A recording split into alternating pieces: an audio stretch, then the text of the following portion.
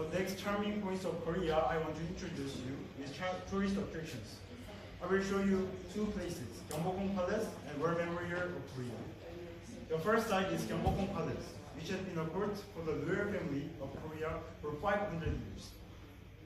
As you can see in this picture, this historical site has many spectacles, also in balance with nature.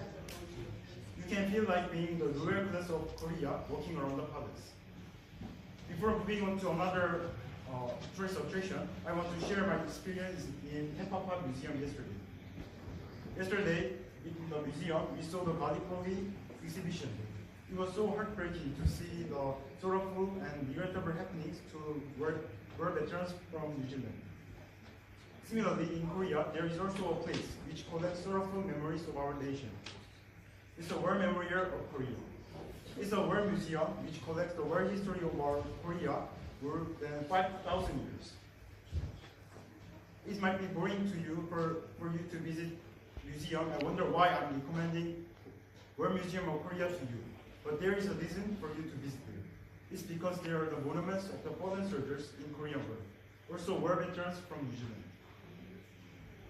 In this reason, many foreigners actually choose to go there as a significant place.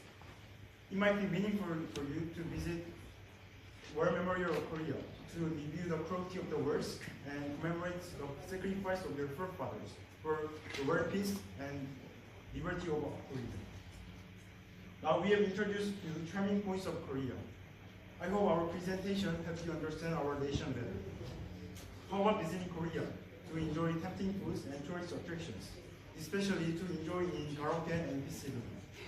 We love Nongbotai College and New Zealand. Thank you for your attention.